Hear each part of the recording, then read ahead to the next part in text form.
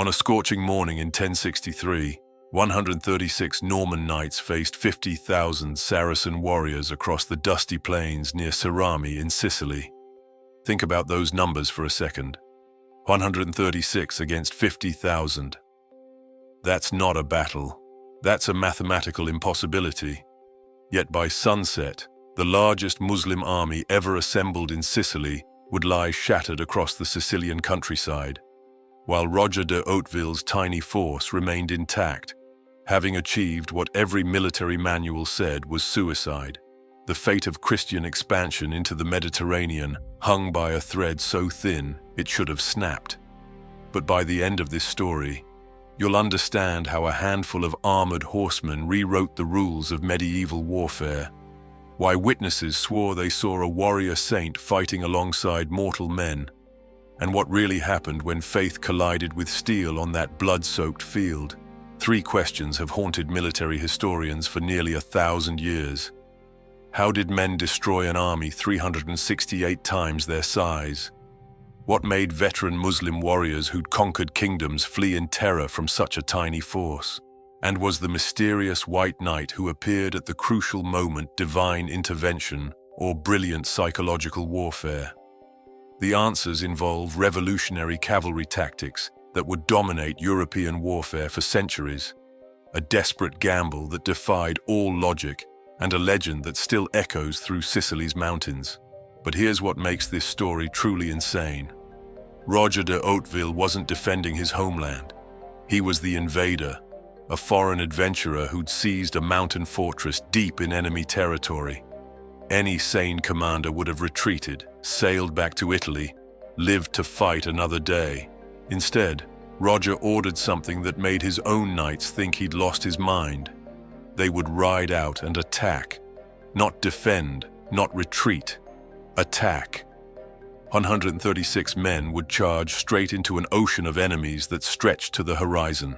To understand how this impossible victory happened, we need to go back to when the Hauteville brothers first arrived in southern Italy, a gang of Norman adventurers who would change history forever. The story begins in the 1030s, when the first Hauteville brothers arrived in southern Italy with nothing but their swords and their reputation. These weren't nobles with grand titles or vast estates. They were younger sons from a minor Norman family near Coutances in Normandy, men with skill at arms but no inheritance, no future, no prospects beyond what they could carve out with steel. Southern Italy at that time was a patchwork of squabbling powers. Byzantine Greeks held territories in the south and east, claiming ancient imperial rights. Lombard princes ruled independent duchies, constantly fighting each other for advantage. The Pope in Rome cast nervous glances at both, trying to maintain some semblance of authority over the chaos. Into this fractured political landscape rode Norman mercenaries, selling their swords to whoever paid best, switching sides when better offers came, learning the terrain and the weaknesses of every local power. The Hautevilles weren't the first Normans in Italy, but they would become the most successful. The eldest brothers, William Iron Arm and Drogo, established their reputations fighting for various Lombard lords. They quickly discovered something that would change their fortunes. The Byzantine Greeks, despite their ancient heritage and claims of civilized superiority, couldn't match Norman heavy cavalry in open battle. The armored charge of Norman knights, a tactic perfected in the endless wars of northern France, proved devastatingly effective against Byzantine infantry formations. Each victory brought more Norman warriors flooding into Italy, drawn by tales of easy plunder and weak enemies. The youngest Hauteville brother, Robert, arrived around 1047. History would remember him as Robert Guiscard, Robert the Cunning, a nickname that captured both his tactical brilliance and his complete lack of scruples. Standing over 6 feet tall when most men barely reached 5.5, with massive shoulders and a voice that could bellow commands across a battlefield, Robert looked like a warrior from legend. He was also brutally pragmatic, utterly ruthless, and possessed of an ambition that would reshape the Mediterranean world. Robert understood something the other Norman adventurers missed. Mercenary work was fine for getting started, but real power came from conquest, from taking and holding territory, from transforming plunder into permanent rule. Starting with almost nothing, operating from bandit camps in the mountains, he began systematically conquering Byzantine and Lombard territories. His method was simple and effective. Attack a town or fortress, offer generous terms if they surrendered quickly, implement total destruction if they resisted. Word spread fast. Most places surrendered. The few that didn't became object lessons in Norman ruthlessness. By the 1050s, Robert Guiscard had carved out a substantial domain in southern Italy, but he faced a fundamental problem of legitimacy. He was a foreign adventurer, a brigand with an army, holding territories by naked force. The local population saw him as a conqueror, not a rightful ruler. The Byzantine Empire still claimed these lands.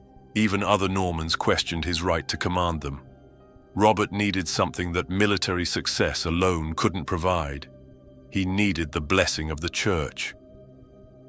Pope Nicholas II, facing his own problems with German emperors and Roman nobles, saw an opportunity in the Norman conquerors. In 1059, at the Council of Melfi, the Pope performed a political masterstroke. He invested Robert Guiscard as Duke of Apulia, Calabria, and Sicily, granting him papal legitimization for territories he already held plus Sicily, which he didn't yet control. In exchange, Robert became the Pope's sworn vassal, pledging to defend papal interests and pay annual tribute. The deal satisfied everyone except the actual current rulers of these territories. Robert got legitimacy, transforming himself from brigand to duke. The Pope got a powerful military ally and theoretical authority over southern Italy. The Byzantines and Muslims who actually controlled most of these lands got nothing except a declaration that their territories now belonged to Norman adventurers blessed by Rome. But legitimacy on paper meant nothing without military dominance, and the Normans had developed a war machine that made them nearly unstoppable in open battle. Their heavy cavalry tactics represented a revolution in medieval warfare. Each Norman knight was the product of years of training, enormous expense, and a feudal system specifically designed to produce professional warriors. The destrier war horse that carried a Norman knight into battle was itself a weapon. These weren't the small horses of antiquity, or the light cavalry mounts of Muslim warriors. Destriers were massive animals, specially bred for size, strength, and aggression, standing 15 to 16 hands high and weighing over 200 pounds. They cost as much as a small village, required years of training, and could kick a man to death or bite through armor. A charging destrier generated tremendous momentum, and when you added a fully armored knight with a couched lance, the impact could shatter shield walls and pierce through enemy formations like a spear through cloth. The equipment alone represented staggering wealth. A full suit of chainmail, the hauberk that protected a knight from neck to knee, required thousands of interlocking iron rings, each one individually forged and linked by skilled armorers. The mail weighed 40 to 50 pounds, distributed across the body in a way that allowed surprising mobility while providing protection against slashing weapons. Over this went a surcoat, both for identification and to keep the sun from turning the metal into an oven. A conical helmet with a nasal guard protected the head. A kite shield, tall enough to protect from shoulder to shin, provided additional defense and could be used offensively to batter enemies. But the real innovation, the weapon that made Norman cavalry so devastating, was the couched lance. Earlier, cavalry had used lances as throwing weapons or held them overhead for stabbing. The Normans developed a technique of tucking the lance firmly under the arm, bracing it against the body so that the entire momentum of horse and rider drove the lance point forward. This transformed the lance from a simple spear into an armor-piercing weapon of terrifying power. The force of a charging destrier, amplified through the rigid lance shaft, could punch through shields, pierce chainmail, and lift enemy soldiers off their feet. The technique required years of practice to master, timing the strike at full gallop, maintaining balance, keeping formation with other charging knights. When executed properly by trained knights operating in coordinated formation, the couched lance charge was the medieval equivalent of a main battle tank. The wedge formation amplified this devastating impact. Knights didn't charge in a line or a mob. They formed a triangular wedge, the strongest and best armored knights at the point, others filling in behind and to the sides. This formation concentrated force at a single point, punching through enemy lines rather than spreading out and losing momentum. The front ranks would shatter enemy formations. The following ranks would exploit the breach, and the entire wedge would drive deep into enemy territory before wheeling around for another charge or drawing swords for close combat. The psychological impact of this assault was as important as the physical damage. Imagine standing in a shield wall, watching these armored giants on massive horses thunder toward you, the ground shaking under thousands of pounds of horseflesh and steel, lances lowering, the crash of hooves building to a roar. Even veteran soldiers who'd faced cavalry before found their courage tested. Untrained levies or poorly disciplined troops often broke and ran before the charge even reached them. The Norman conquest of southern Italy was built on this tactical superiority. In battle after battle, Byzantine and Lombard forces discovered that their traditional infantry formations and light cavalry simply couldn't withstand the Norman charge. The Byzantines tried various countermeasures, using terrain that limited cavalry effectiveness, employing archers to shoot down horses, creating obstacles and fortifications. Sometimes these worked, but in open battle on level ground, Norman heavy cavalry dominated. By the early 1060s, Robert Guiscard controlled most of southern Italy, but there were limits to what could be conquered on the peninsula. The real prize lay across the Strait of Messina. Sicily, the largest island in the Mediterranean, wealthy beyond imagination, strategically positioned to control sea routes between east and west, had been under Muslim rule for over 2 centuries. If the Normans could take Sicily, they would control the central Mediterranean and establish themselves as a major power. But Sicily wasn't a fractured collection of weak statelets like southern Italy. It was a well-established emirate with fortified cities, experienced armies, and the backing of the broader Islamic world. The youngest Hauteville brother, Roger, would take on this challenge.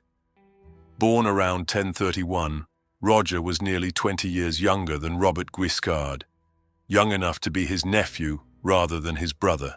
By the time Roger arrived in Italy around 1056, Robert was already Duke of Apulia, and the easy conquests had been completed. Roger spent his early years in Italy fighting in his brother's armies, learning the craft of war, building his own following of Norman knights who saw in him the same combination of martial skill and ruthless ambition that had made Robert successful. Roger was in some ways more intelligent than his older brother, certainly more cultured, and possessed of a strategic vision that extended beyond the next battle or the next castle to conquer. He saw Sicily not just as territory to plunder, but as a kingdom to build, a place where Norman military prowess could create something lasting. But first, he would need to take it from the Muslims who had held it for over 200 years. Sicily under Muslim rule was one of the medieval world's great success stories. The Islamic conquest of the island had begun in 827, when an Arab Berber force landed at Mazara del Vallo and started a grinding war of conquest that would last 75 years. By 902, the last Byzantine stronghold at Taormina had fallen, and Sicily was fully under Islamic control. The Muslim rulers transformed Sicily into a prosperous emirate. They introduced new agricultural techniques, irrigation systems that turned dry land productive, and crops from the east that thrived in Sicily's climate. Citrus fruits, cotton, sugarcane, and hard wheat transformed the island's economy. The population grew. Cities expanded. Palermo, the capital, became one of the largest cities in Europe, with over 250,000 inhabitants, rivaling Constantinople and Cordoba. The city boasted magnificent mosques, public baths, gardens, markets filled with goods from across the Mediterranean and beyond. Muslim Sicily became a center of learning and culture. Arabic was the language of government and high culture, but Greek and Latin continued to be spoken by the Christian and Jewish populations who lived under relatively tolerant Muslim rule. Scholars translated Greek philosophical and scientific texts into Arabic, preserving knowledge that might otherwise have been lost. Poets composed verses. Architects designed buildings that blended Islamic, Byzantine, and local traditions. For 2 centuries, Muslim Sicily flourished, but by the mid-11th century, cracks were appearing in this prosperity. The Kalbid dynasty that had ruled Sicily as emirs nominally subject to the Fatimid caliphs of North Africa had declined.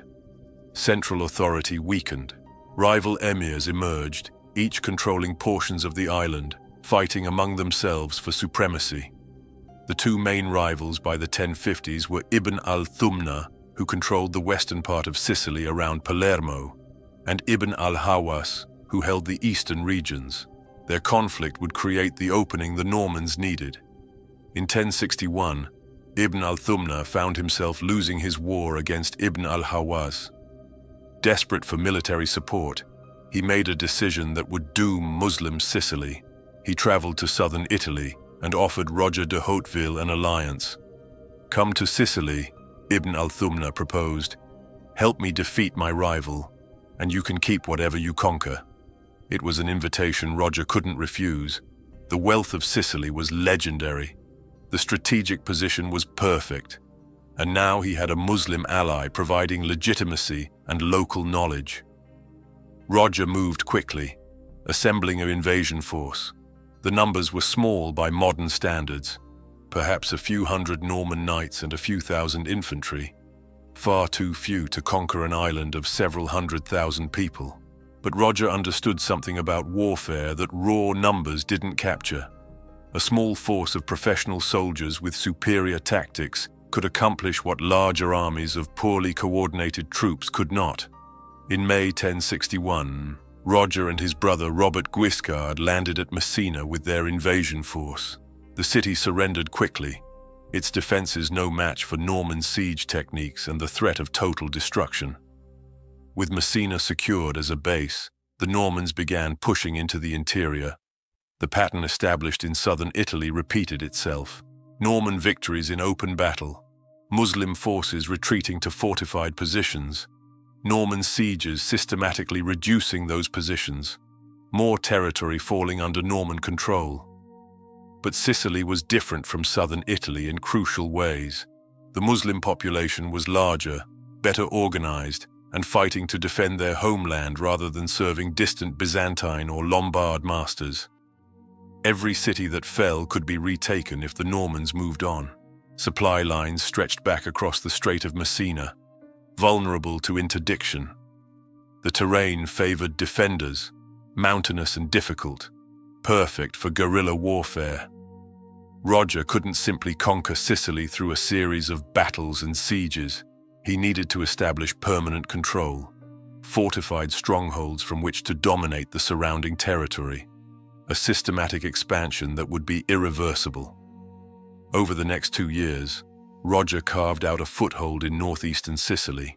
The capture of Rometta in 1061 and Troina in 1062 gave him fortified positions inland, bases from which to launch further conquests. Troina, perched on a mountain at over 3,600 feet elevation, became Roger's primary base of operations. It was easily defensible, controlled important routes, and could be supplied from Messina. From Troina, Roger could threaten Palermo to the west, or push deeper into Muslim-held territory to the south and east. But by 1063, Roger's position was precarious. He held perhaps a dozen fortified positions scattered across northeastern Sicily. The garrison in each was small, a few dozen knights and some infantry. The total Norman military presence in Sicily probably numbered fewer than 1,000 men.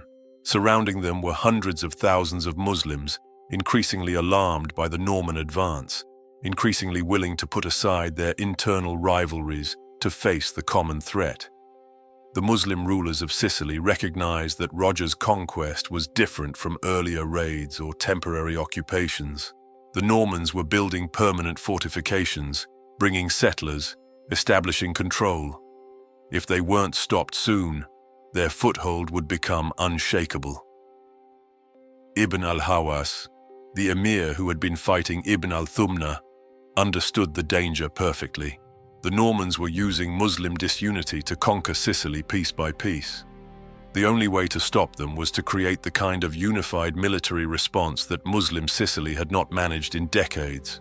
Ibn al-Hawas began assembling an army unlike anything Sicily had seen in years. He called upon all the Muslim rulers of Sicily to contribute forces. He sent messages to North Africa, requesting reinforcements from the Maghreb, reminding them that if Sicily fell to Christian invaders, the door to Africa would stand open.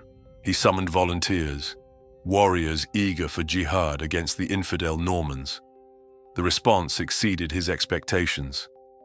From across Sicily, from the coastal cities and mountain villages, Muslim warriors gathered. Cavalry from the plains, mountain fighters from the interior, archers and infantry from the towns. From North Africa came reinforcements, experienced soldiers who'd fought in the endless conflicts of the Maghreb, motivated by religious duty and the promise of plunder if they defeated the Normans. By the summer of 1063, Ibn al-Hawas commanded an army estimated by Christian chroniclers at 50,000 men. Modern historians are skeptical of such numbers. Medieval chronicles routinely exaggerated enemy force sizes to make victories seem more impressive.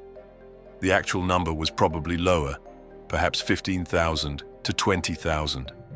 But even at the lower estimates, this was by far the largest Muslim army assembled in Sicily in decades, possibly the largest since the original conquest. It was a host drawn from across the Islamic Mediterranean, united by determination to crush the Norman invaders before they could establish permanent control. The composition of this army reflected the military traditions of medieval Islam. The core was cavalry, both heavy and light. Heavy cavalry wore mail armor similar to Norman knights, wielded lances and swords, and could charge in formation. They weren't as heavily armored as Norman knights, and their horses weren't as large, but they were professional soldiers with years of experience. Light cavalry, the traditional strength of Muslim armies, rode smaller, faster horses, armed with composite bows and light spears. They excelled at skirmishing, hit-and-run attacks, flanking maneuvers, the kind of mobile warfare that had defeated so many heavier forces over the centuries. Infantry formed the mass of the army, spearmen with large shields, archers with powerful bows, javelin throwers. Many were levies, farmers and townsmen called up for the campaign, less trained than professional soldiers, but fighting to defend their homes.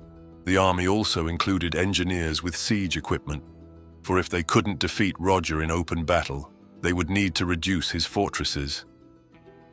The strategic objective was clear: march on Troina, Roger's primary base and the center of Norman power in Sicily, destroy the Norman force in battle, or starve them out through siege.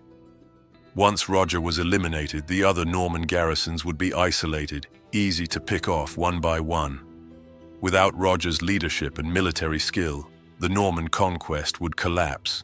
In late July or early August 1063, this massive army began its march toward Troina. The news reached Roger through his scouts and local informants. A vast Muslim host was approaching, numbers beyond counting. Standards of dozens of emirs flying above the columns, the largest army Sicily had seen in living memory. They weren't raiding or probing. They were coming to end the Norman presence in Sicily once and for all. Roger faced a decision that would determine not just his own fate, but the future of Norman Sicily. He could retreat to Messina, abandon the interior, try to hold the coastal positions until reinforcements arrived from Italy. This was the safe choice, the rational choice. No commander in his right mind would face such overwhelming odds if retreat was possible. Or he could stay and fight. Roger chose to fight, but not from behind Troina's walls. He would meet the Muslim army in open battle. The decision must have seemed like madness to some of his knights. Roger's available force for field operations numbered approximately 136 mounted knights. Various infantry and auxiliaries might have brought the total force to perhaps 500 or 600 men, but the striking power, the core of the army, was those 136 heavy cavalry. Against them came 50,000 Saracens, if we believe the chronicles, or at least 15,000 to 20,000 by more conservative estimates. The mathematical disadvantage was staggering. Even using the lowest estimates, Roger was outnumbered more than 100 to 1 in cavalry alone, probably 30 to 1 overall. In any conventional calculation, this was suicide. A force that small couldn't hold a battle line. They would be surrounded, overwhelmed by sheer numbers, annihilated. Medieval warfare had countless examples of smaller forces being destroyed by larger ones. The only sensible choice was to retreat or endure a siege and hope for relief. But Roger understood something that pure mathematics didn't capture. The Norman heavy cavalry charge, if delivered at the right place and time, could break armies many times larger than itself.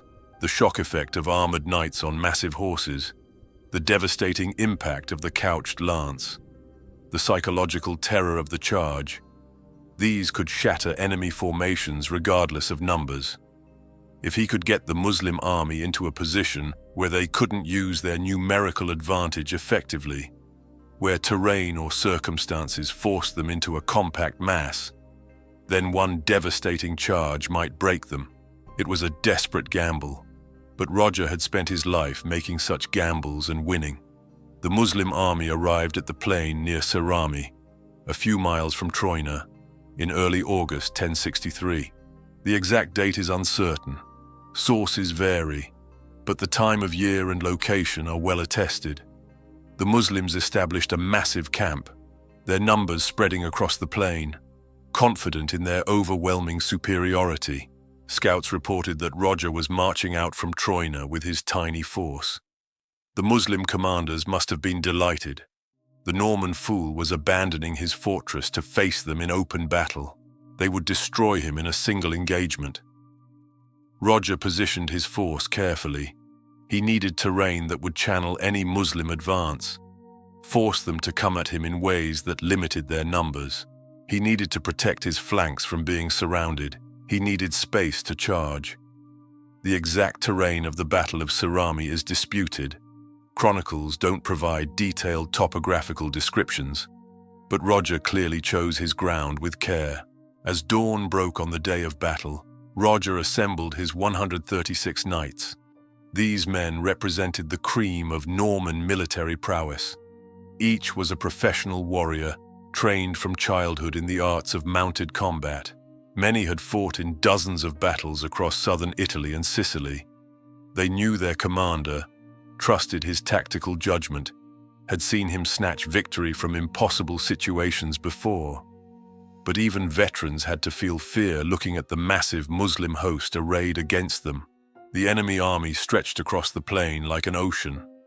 Thousands of cavalry, tens of thousands of infantry, banners and standards by the hundreds. The morning sun glinted off countless spear points and shields. The sound of that many men and horses created a constant rumble like distant thunder. The dust kicked up by their movements hazed the air. It was a sight designed to break enemy morale before the first blow was struck. Roger rode before his knights, visible in his armor and distinctive surcoat, and delivered a speech that chronicles preserved in various forms. The exact words are lost, but the themes are clear.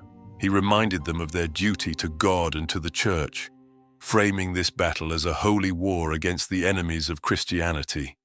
He invoked their personal honor as knights, the shame of retreat, the glory of victory against such odds. He pointed out that their armor and horses gave them advantages no number of lightly armed infantry could overcome. He promised that this day would make them immortal in song and story. Most importantly, he told them they would attack, not defend. They would not wait for the Muslims to come to them. They would charge straight into the heart of that massive army and break it with the shock of their assault. The plan was insane by conventional military logic, but Roger's voice carried conviction. He had led these men to victory before. They would follow him into hell itself if he ordered it. The Norman knights formed their wedge formation. The strongest knights at the front point, the others filling in the triangular shape behind.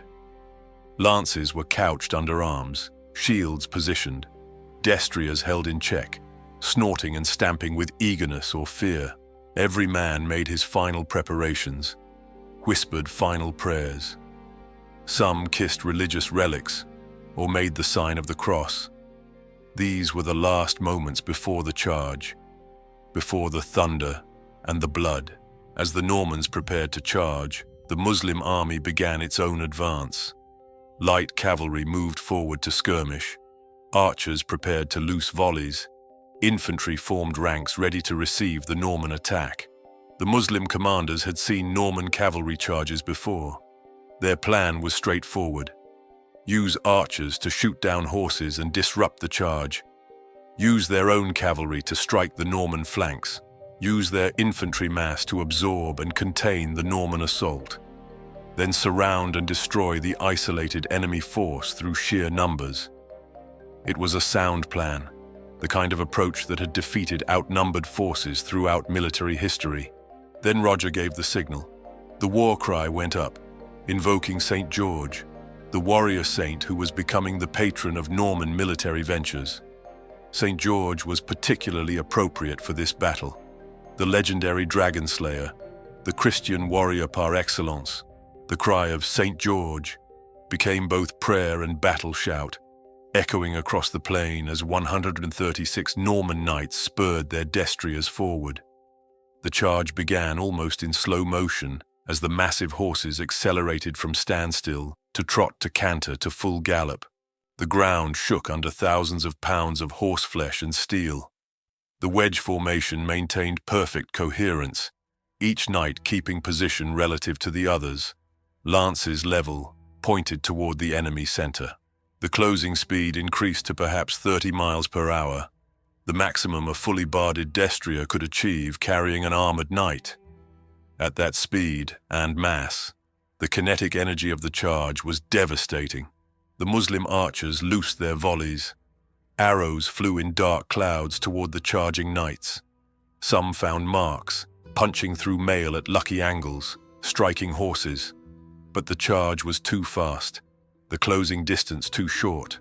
Most arrows glanced off armor or missed entirely. Horses screamed when struck but kept running, driven by their training and the momentum of the charge. Knights who took arrows stayed in the saddle unless the wound was immediately fatal. Nothing would stop this charge now, except impact. The first contact came with a crash that eyewitnesses claimed could be heard miles away. The leading knights, moving at full gallop, their lances lowered, hit the Muslim front ranks with the force of an avalanche. Lances punched through shields, through mail, through human bodies. Men were lifted off their feet by the impact and thrown backward. Horses rode over fallen enemies. The momentum of tons of horseflesh behind each lance made the weapons nearly unstoppable.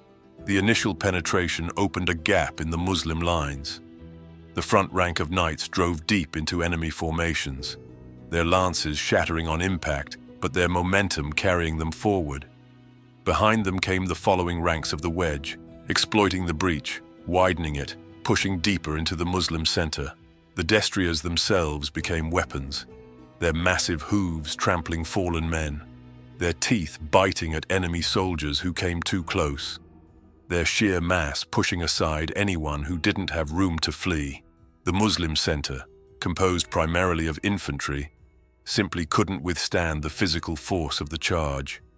Men were crushed, trampled, knocked aside. The tight formation that should have provided strength became a death trap as soldiers packed too tightly to effectively fight back or to escape. Those at the point of impact died in the first seconds. Those behind them tried to push back, to hold the line, but the momentum was irresistible. The Norman wedge drove deeper and deeper into the Muslim army, cutting through rank after rank. Something broke in the Muslim center. Maybe it was the sight of their front ranks disintegrating despite overwhelming numbers. Maybe it was the psychological shock of that terrifying charge. Maybe it was the rumor, spreading like wildfire through the ranks, of a mysterious warrior on a white horse leading the Norman charge, cutting down enemies with superhuman skill. Whatever the cause, the Muslim center began to waver, then to break. It started with individuals at the back of the formation, far from the fighting, turning and running. The panic spread forward like a wave. Soldiers who had stood firm moments before suddenly found themselves surrounded by fleeing comrades, their own courage evaporating. Officers screamed orders to stand and fight, but their voices were lost in the growing chaos. The Muslim cavalry on the flanks, who should have been charging to hit the Norman sides, instead found themselves caught up in the general rout as fleeing infantry crashed into their formations. The breaking point came when a large section of the Muslim center simply turned and ran. Not a fighting retreat, not a tactical withdrawal, but panic flight. Thousands of men throwing down their weapons and shields, desperate only to escape the terrible Norman knights who seemed like demons incarnate. The rout spread with catastrophic speed. Once started, it became self-perpetuating. The sight of thousands running infected those who might have stood. The collapse of the center exposed the flanks. Units that might have maintained cohesion found themselves isolated and surrounded. The psychological collapse was total. In minutes, an organized army of tens of thousands became a mob of terrified individuals thinking only of escape. Roger and his knights, having broken through the center, wheeled their formation and charged again. There was no organized resistance now. It was pursuit and slaughter. The Normans cut down fleeing soldiers from behind, their longer horses running down men on foot with ease. The Muslim cavalry, instead of rallying to cover the retreat, fled even faster than the infantry. Men threw away everything that slowed them: armor, weapons, supplies, anything to run faster. The plain became carpeted with discarded equipment. The pursuit continued for miles. Medieval routes were often more deadly than the actual battle, and Cerami was no exception. Fleeing soldiers, exhausted from running, were easy prey. Many collapsed from exhaustion and were killed where they fell. Others tried to surrender but found no mercy. The Normans were too few to take prisoners safely, and too full of battle fury to spare enemies who had come to destroy them. By some accounts, the killing continued until the Norman horses were too exhausted to continue the pursuit. The chronicler's casualty figures are staggering.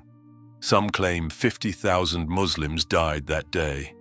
Even if we skeptically assume the Muslim army was only 15,000 to 20,000 strong, the casualties must have been catastrophic. Thousands certainly died in the rout and pursuit. The Muslim army that had marched so confidently on Troina simply ceased to exist as a military force. The survivors scattered across Sicily, spreading tales of the disaster, their panic infecting other Muslim forces. Roger's losses were remarkably light. Perhaps a few dozen knights killed or wounded, a testament to the effectiveness of their armor and the speed with which the battle had turned to pursuit. The battlefield after the slaughter presented a scene of total devastation. The plain was carpeted with bodies, the ground soaked with blood. Discarded weapons, shields, armor, standards lay scattered everywhere. The Muslim camp, abandoned in the panic, fell to Norman looters. Supplies, treasure, horses, everything the Muslim army had brought became Norman plunder. Roger's men spent the rest of the day collecting enemy arms and banners as trophies, treating wounded comrades and marveling at what they had accomplished. But the most remarkable aspect of the Battle of Cerami wasn't just the victory itself. It was the legend that grew from it, the reports of divine intervention that chroniclers recorded with absolute conviction. Multiple accounts, both Norman and Muslim, mention a mysterious warrior who appeared during the battle, riding a white horse, leading the Norman charge, fighting with superhuman skill. The Normans identified this figure as Saint George, the warrior saint whose intercession they had invoked before the battle. The accounts describe him as wearing white, carrying a white banner, striking down Muslims by the score, appearing and disappearing throughout the battle at crucial moments. The Muslims, terrified by the apparition, believed they were fighting not just Normans, but supernatural forces.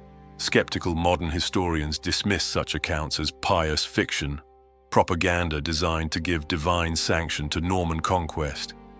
And certainly, the story served Norman political purposes perfectly. A victory attributed to miraculous intervention legitimized the conquest as God's will. But the consistency of the accounts, even from Muslim sources, suggests something more complex.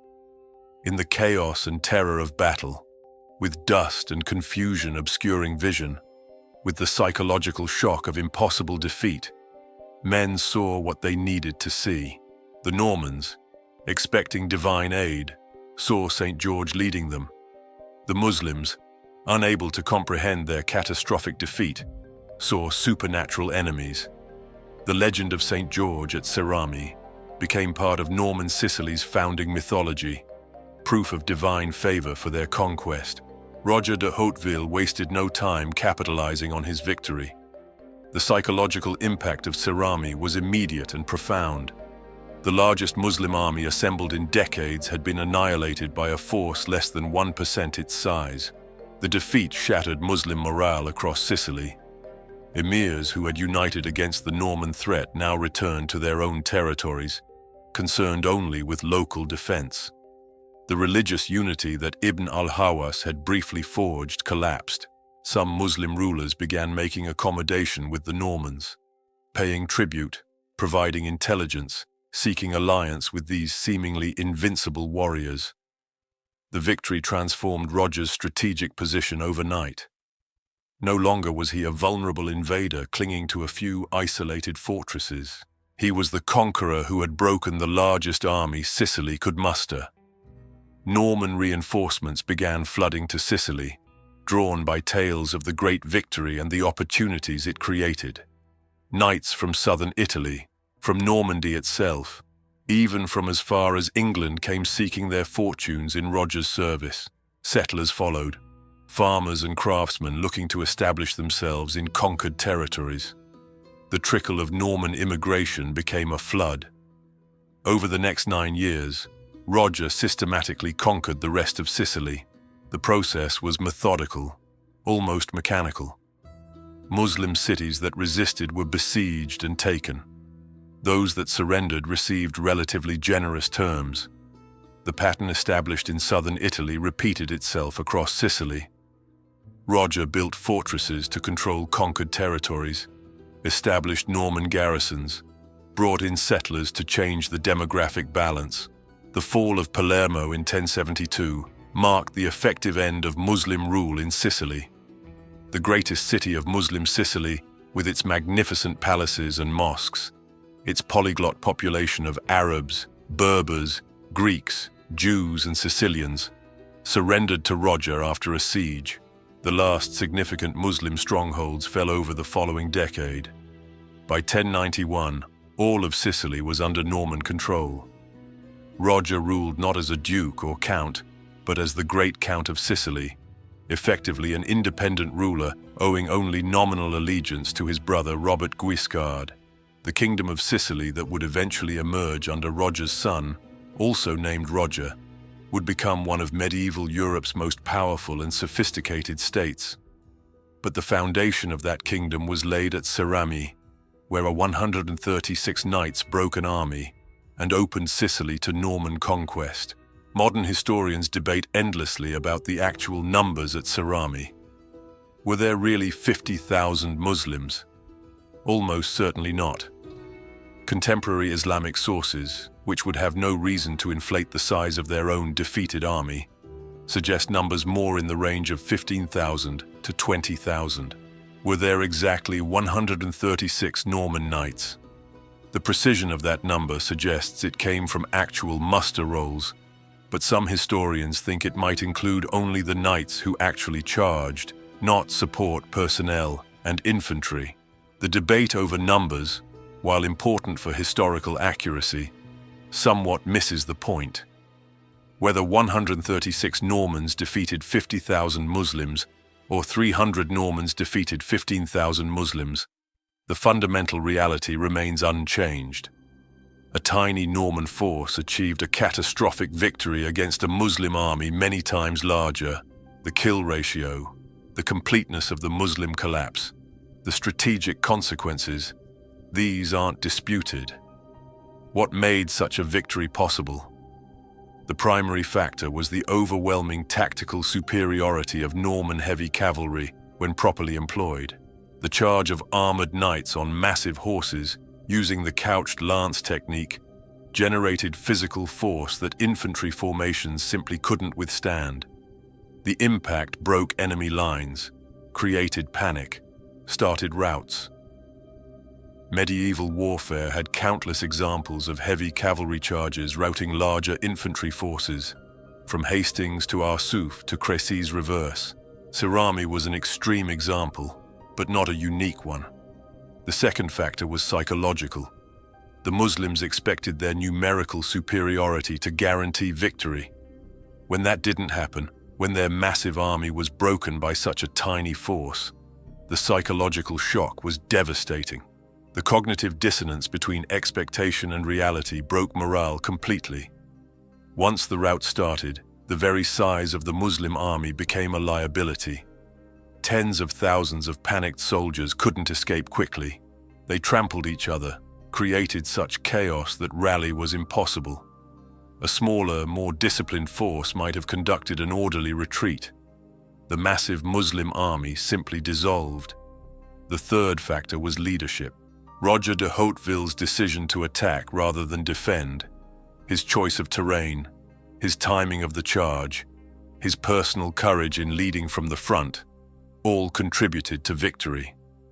Great commanders throughout history have achieved victories against superior numbers through bold, unconventional tactics. Roger at Cerami joined that exclusive company. The legend of St. George's intervention adds another dimension. Whether one believes in miraculous intervention or psychological projection, the power of the story is undeniable. The Normans fought with the confidence of men who believed God fought beside them. The Muslims fled from enemies they believed had supernatural aid. Faith and fear amplified tactical realities. The Battle of Cerami stands comparison with other famous victories against overwhelming odds. Thermopylae, where 300 Spartans held off thousands, though they ultimately fell. Agincourt, where English longbowmen and dismounted knights defeated a much larger French army. Rorke's Drift, where 150 British soldiers held off 4,000 Zulu warriors. Each of these battles has its own unique circumstances and controversies, but all share common themes: superior discipline and training, tactical innovation, favorable terrain, defensive positions. Cerami differs in one crucial respect. Roger wasn't defending a narrow pass or a fortification. He deliberately chose to attack a vastly superior force in relatively open battle. The audacity of that decision, and its success, makes Cerami perhaps the most remarkable small force victory in medieval military history. The battle's impact extended far beyond Sicily. News of the victory spread across the Christian and Muslim worlds. In Europe, Cerami became proof that the crusading ideal could succeed, that small forces of Christian warriors with God's favor could defeat massive Muslim armies. The Battle of Cerami occurred in 1063, just a few years before Pope Urban II would call the First Crusade in 1095. The Norman success in Sicily, particularly the legendary victory at Cerami, provided a model and inspiration for the crusading movement. In the Islamic world, Cerami was a shocking disaster, evidence of dangerous Christian military capabilities. The loss reverberated across the Mediterranean. Sicily, which had been Muslim for over 2 centuries, was falling to Norman conquest. If Sicily could fall, what else might the Christians take? The Norman conquest of Sicily created a unique cultural synthesis. Roger and his successors ruled over a population that remained majority Muslim for generations. Rather than attempting wholesale religious conversion or ethnic cleansing, the Normans adopted a policy of relative tolerance. Muslims could practice their religion, keep their property, live under their own laws. Norman kings employed Muslim administrators, military commanders, even maintained harems. Greek Christians, who had lived under Muslim rule, now lived under Norman rule, but kept their language and Orthodox faith. Jews continued their communities. The result was a medieval melting pot, a kingdom where Arabic, Greek, and Latin were all official languages, where mosques and churches stood side by side, where Islamic architectural styles blended with Norman and Byzantine influences. The Palatine Chapel in Palermo, built by Roger's son, features Norman architecture, Byzantine mosaics, and an Islamic muqarnas ceiling, a perfect metaphor for Norman Sicily's cultural synthesis. This tolerance was practical rather than ideological. The Normans were too few to rule Sicily without cooperation from the conquered population. Harsh repression would have meant constant rebellion. By allowing Muslims to keep their religion and many of their customs, by incorporating Muslim officials into government, the Normans turned potential enemies into subjects and even allies. But the tolerance had limits.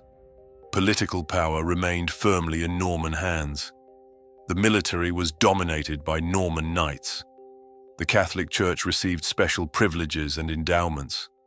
Over time, through a combination of Christian immigration, Muslim immigration, and gradual conversion, Sicily's religious balance shifted. By the 13th century, the Muslim population had declined dramatically. The unique multicultural character of Norman Sicily faded as the kingdom became more conventionally Christian European. The Kingdom of Sicily that emerged from Norman conquest would play a crucial role in Mediterranean history for centuries. It served as a bridge between Christian Europe and the Muslim world, a place where cultural and intellectual exchange could occur. The court of Frederick II in the 13th century, which inherited the Norman legacy, was famous throughout Europe for its learning, its blend of cultures, its tolerance. The Norman military tradition continued to influence European warfare. The heavy cavalry tactics pioneered by the Normans in Italy and Sicily spread across Europe. The couched lance charge became the signature tactic of medieval warfare. Knights across Christendom studied Norman methods, adopted their equipment, imitated their formations. The age of chivalry, with its emphasis on mounted warrior elites, was in many ways the age of Norman military dominance. The Battle of Cerami specifically became legendary. Chroniclers embellished the story with each retelling.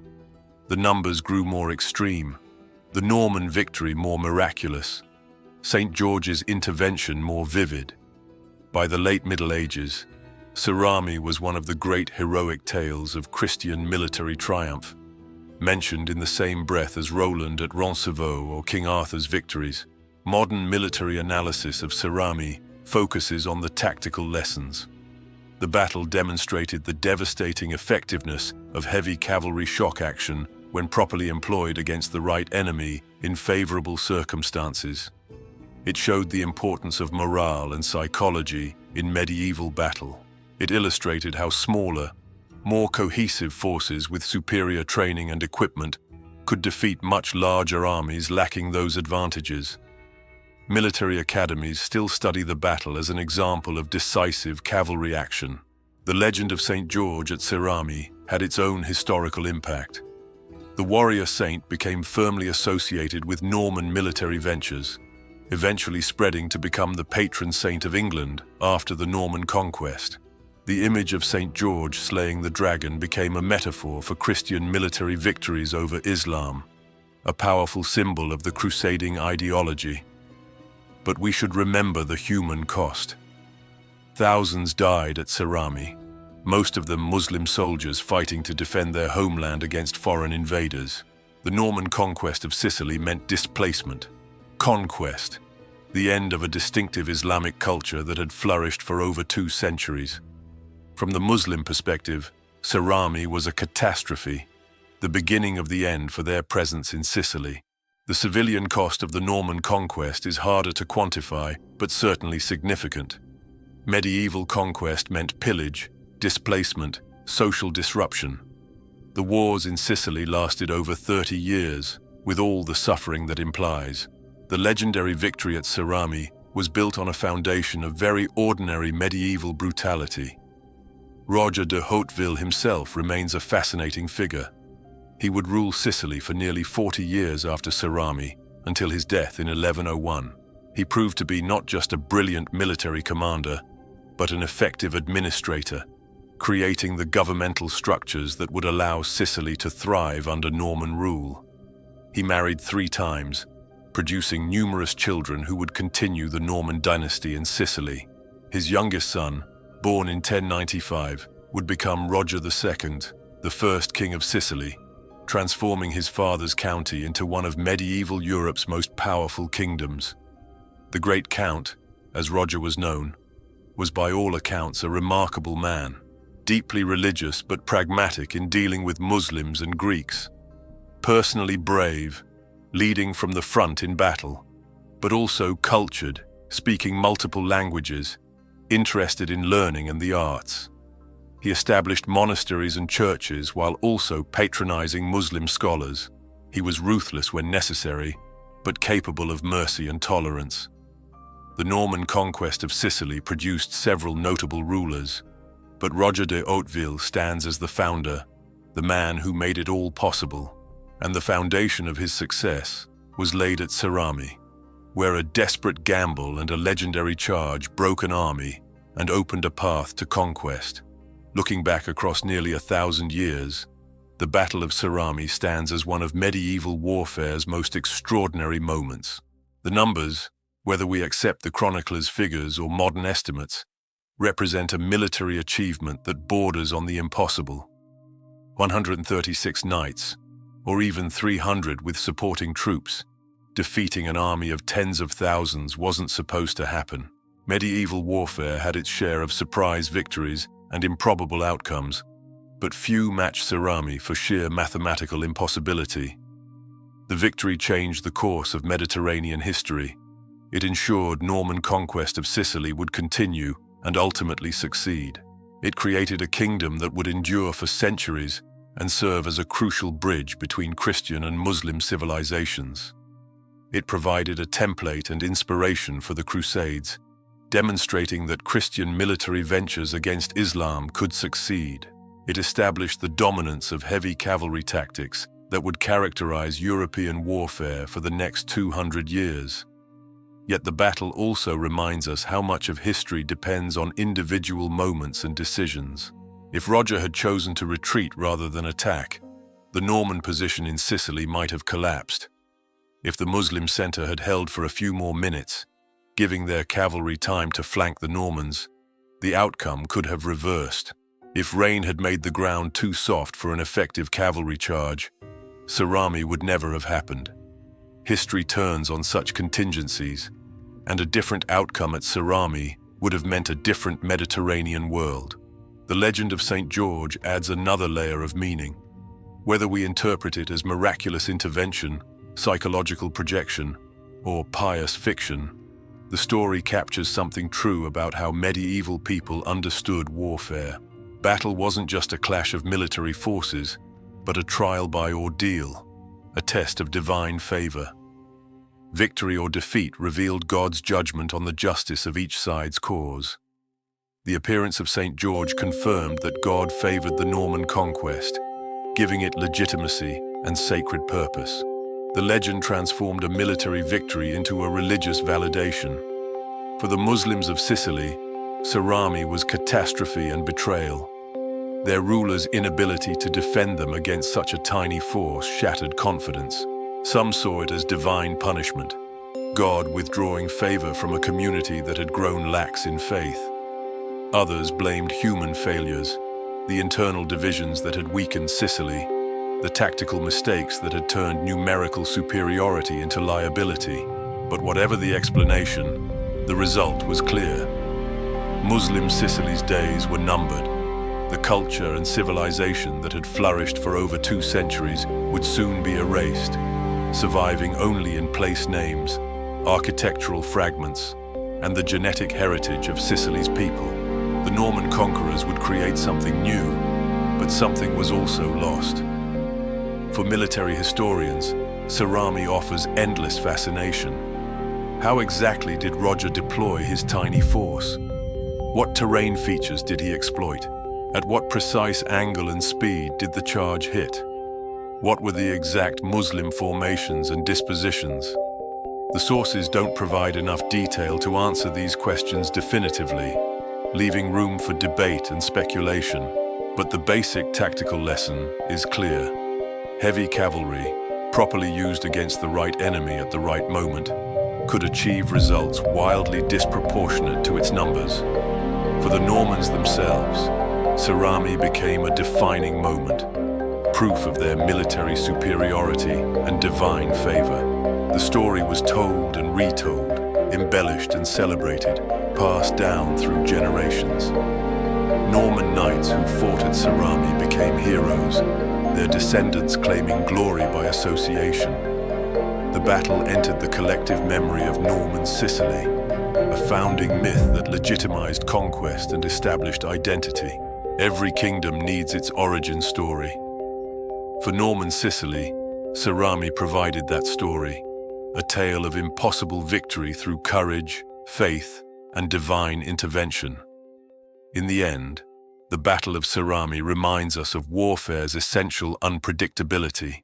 The outcome that seems mathematically certain doesn't always occur.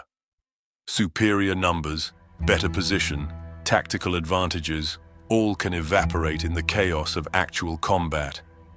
Morale breaks, panic spreads, armies collapse for reasons that seem inexplicable afterward. The fog of war, the friction of combat, the psychological dimension of battle. These intangible factors can outweigh material advantages. Roger de Hauteville understood this.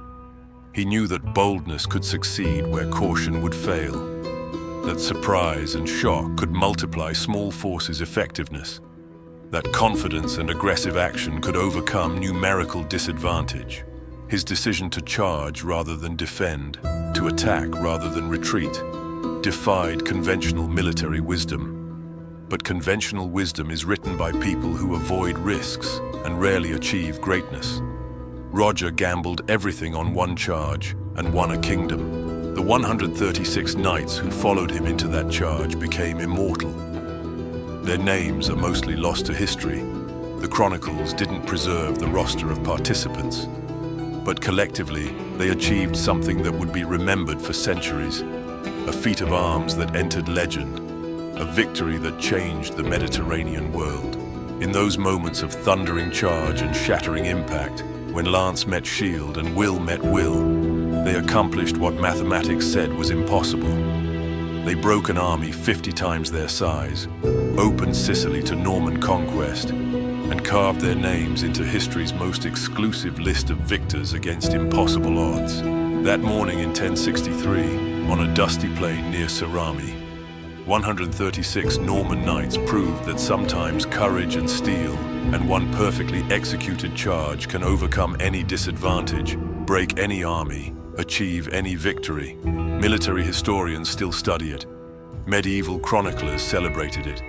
And for nearly 1,000 years, people have asked the same question. How did they do it?